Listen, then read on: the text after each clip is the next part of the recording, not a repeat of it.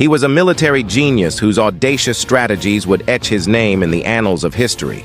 A man who dared to challenge the might of Rome, the empire that seemed invincible. This is the story of Hannibal Barca, the Carthaginian commander whose brilliant tactics and bold maneuvers brought Rome to its knees.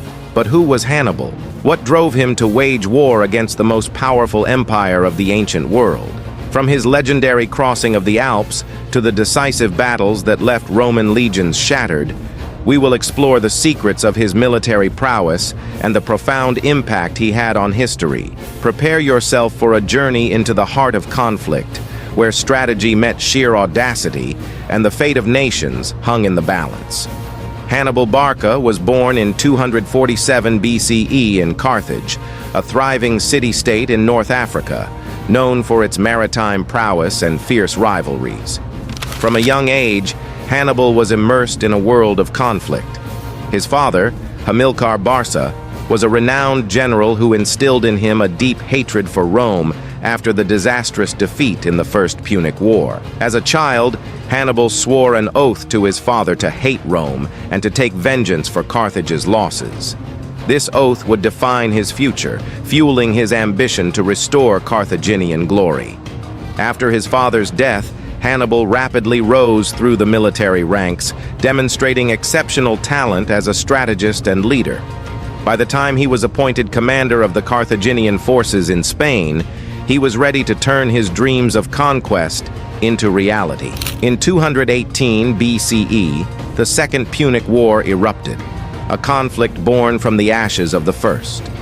Hannibal devised a daring plan to strike at the heart of Rome itself. Rather than engaging the Roman forces directly in Spain, he would march his army across the treacherous Alps and invade Italy from the north. The plan was audacious, fraught with peril. Hannibal's army included war elephants, infantry, and cavalry, all facing harsh weather, difficult terrain, and the threat of enemy ambushes. Yet, against all odds, Hannibal succeeded in crossing the Alps, surprising the Romans who believed their northern borders were secure. With a combination of determination and strategic brilliance, Hannibal emerged in Italy, ready to unleash his fury on the unsuspecting Romans. His arrival would signal the beginning of a brutal campaign that would change the course of history.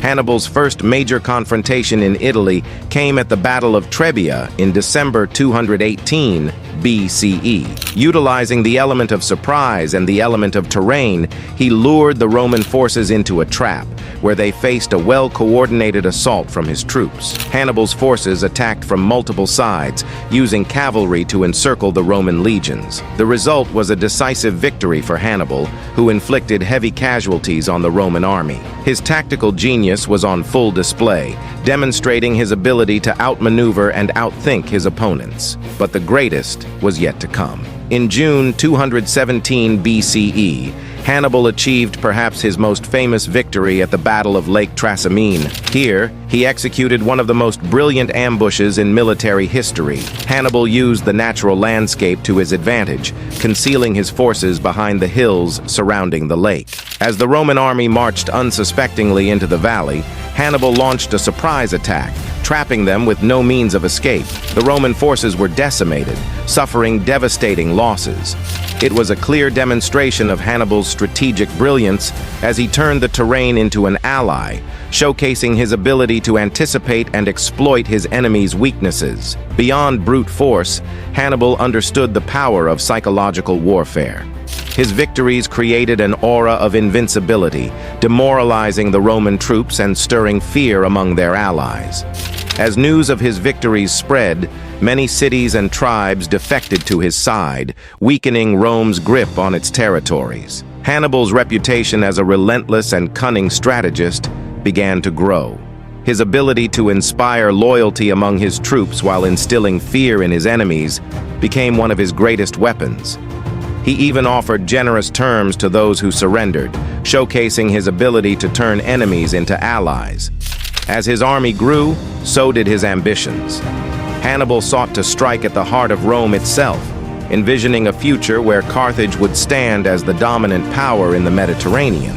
The pivotal moment of the Second Punic War arrived at the Battle of Cannae in 216 BCE. Facing a massive Roman army, one of the largest ever assembled, Hannibal executed a masterclass in tactics.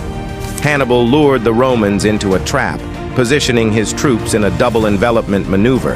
As the Romans charged, Hannibal's forces withdrew slightly, creating an opening. When the Romans were fully committed, he closed in from all sides, encircling them. The result was catastrophic for the Romans. An estimated 50,000 to 70,000 soldiers were killed in a single day. Cannae remains one of the greatest military victories in history, showcasing Hannibal's unparalleled understanding of battlefield dynamics and troop movements. This crushing defeat sent shockwaves through Rome and solidified Hannibal's reputation as one of history's greatest military commanders. Despite his remarkable victories, Hannibal's campaign ultimately fell short of its goal.